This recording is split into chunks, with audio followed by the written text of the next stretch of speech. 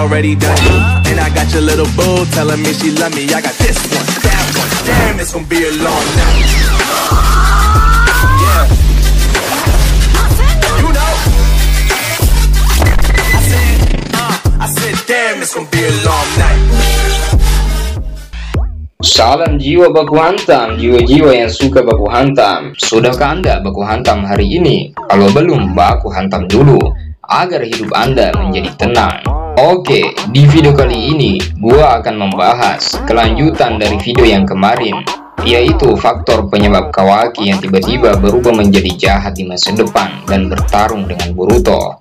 Sebelum kita masuk kepada video pembahasan kelanjutannya, maka di sini gue ingatkan sekali lagi buat kalian para sobat jiwa baku hantam, yaitu video ini merupakan kelanjutan hipotesa yang kemarin, dan bisa saja hipotesa ini salah 100%. Bisa juga ada benarnya, karena di sini gua mengambil pemahaman sesuai alur cerita komik Boruto, coy. Oke, sebelum kita melangkah kepada video pembahasannya, alangkah baiknya teman-teman yang gak suka dengan spoiler di skip saja. Tapi kalau kalian suka dengan alur pembahasan anime dan juga bocoran-bocoran seputar pembahasannya, kalian boleh bantu dengan cara subscribe dan juga follow gua di Instagram.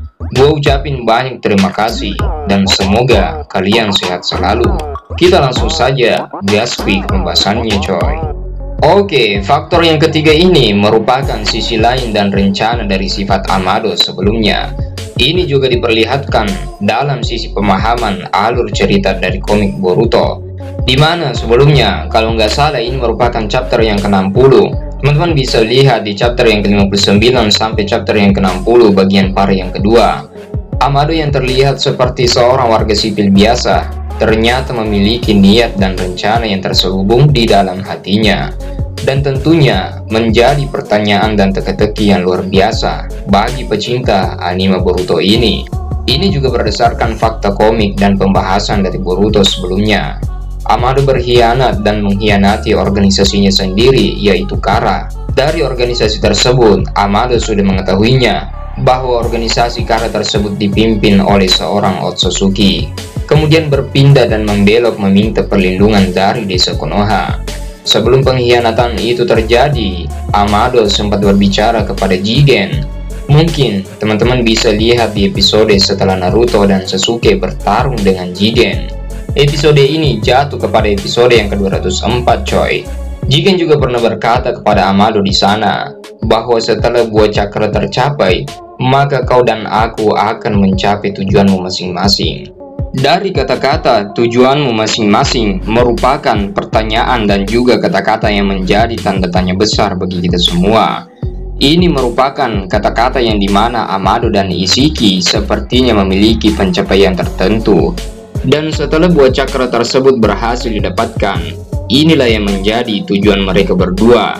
Tapi sayang sekali, Amado lebih dulu berkhianat kepada Jigen, dan dia pun langsung saja menuju kepada Konoha untuk menjadi andil bagian Konoha. Rencana inilah yang mungkin saja menjadi pertanyaan kita semua. Bagaimana dengan nasib Amado dan juga nasib Konoha di masa depan? Amado merupakan warga sipil yang belum bisa kita prediksi tentang sikap dan juga rencana yang dia ingin lakukan. Teman-teman bisa lihat di chapter yang sebelumnya, Sumire pernah berkata dan bertanya-tanya tentang cyborg yang ada di dalam kontainer yang dibuat oleh Amado. Tapi di sana Amado mengatakan, "Jangan khawatir Sumire, aku sama sekali tidak berniat untuk menghancurkan Konoha, tapi malah sebaliknya, aku membuat cyborg tersebut untuk melindungi desa Konoha," itu kata Amado. Tapi ini merupakan kata-kata yang belum bisa kita prediksi dan juga belum bisa kita ambil kesimpulannya 100% apa yang akan dilakukan oleh warga sipil yang bernama Amado ini di dalam Konoha. Bisa saja dengan adanya cyborg tersebut merupakan cyborg yang terkuat dibuatnya juga, karena sebelumnya sudah banyak cyborg yang dibuat oleh Amado yang bisa saja melampaui kekuatan Hokage ke-7. Ini merupakan ancaman bagi Konoha juga. Dan juga sepertinya Amado merahasiakan sesuatu terhadap Sumire, tapi sedangkan Katasuke, dia tidak merahasiakan sesuatu.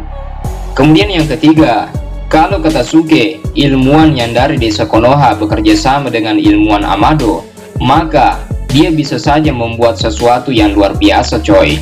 Karenanya, Katasuke juga merupakan orang yang tidak bisa diprediksi, karena Katasuke merupakan orang yang mudah tertarik dengan suatu suguhan yang menyenangkan. Seperti saat menipu Boruto di dalam alat sains ninja. Di saat itu, dia menipu Boruto untuk memakai alat ilmiahnya. Kemudian di sisi lain, Amado juga pernah berkata kepada Sumire bahwa Sumire hanyalah orang bodoh yang tidak tahu tentang strategi dan taktik untuk melakukan sesuatu di dalam usaha itu sendiri.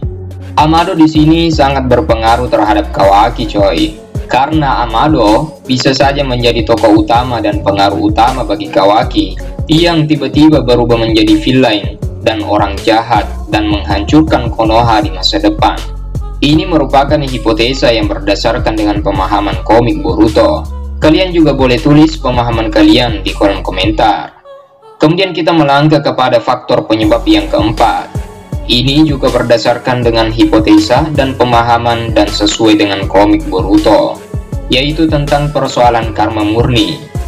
Setelah karma dihilangkan dari tubuh Kawaki 100%, Isiki pun kehilangan wadahnya yang terakhir untuk selama-lamanya.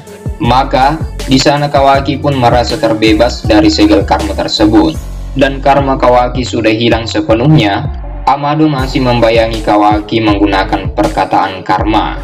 Amado pernah berkata di salah satu chapter komik Boruto, bahwa aku tahu kau adalah orang yang akan melakukan apapun untuk mencapai tujuanmu.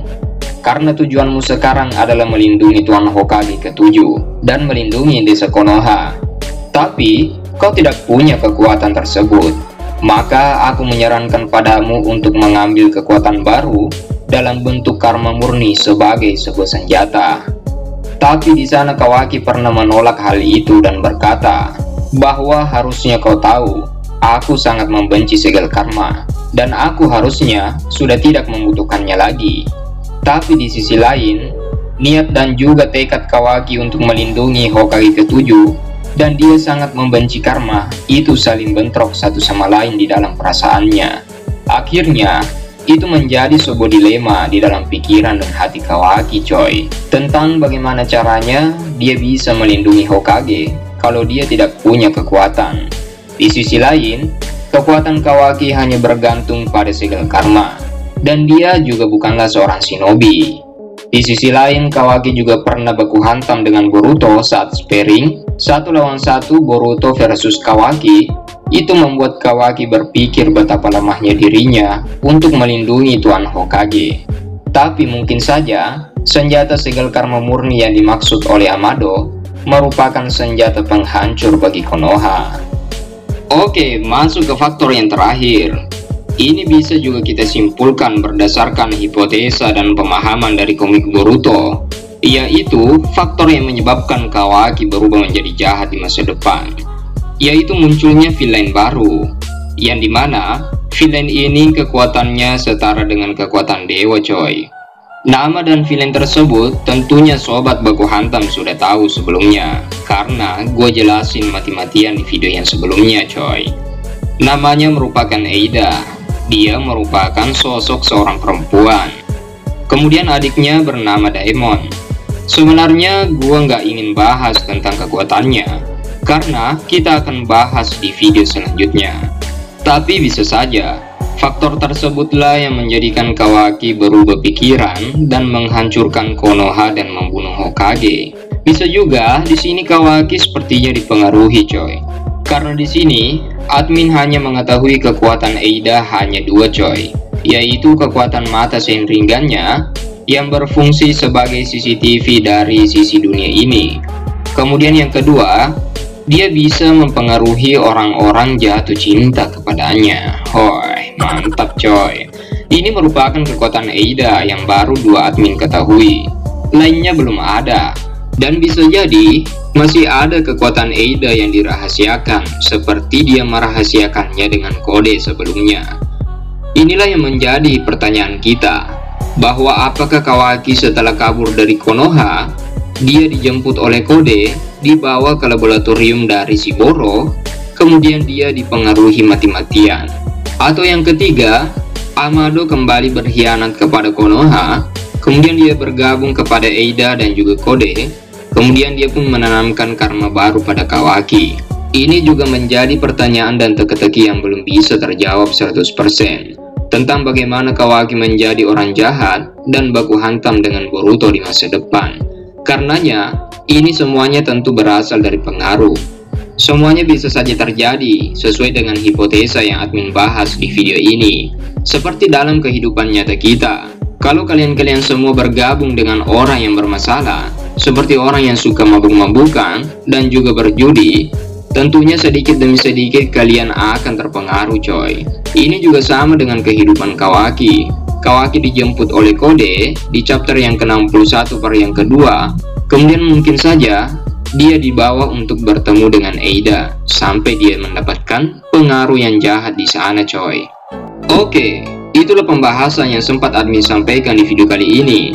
Kalian boleh tulis di kolom komentar tentang persepsi dan juga pemahaman kalian masing-masing. Kita tutup videonya sampai di sini. Jangan lupa dukungannya dengan cara subscribe dan juga follow admin di Instagram. Gue ucapin banyak terima kasih dan semoga kalian sehat selalu. Jika ada salah kata dari admin mohon maaf. See you next time, see you next video, bye bye.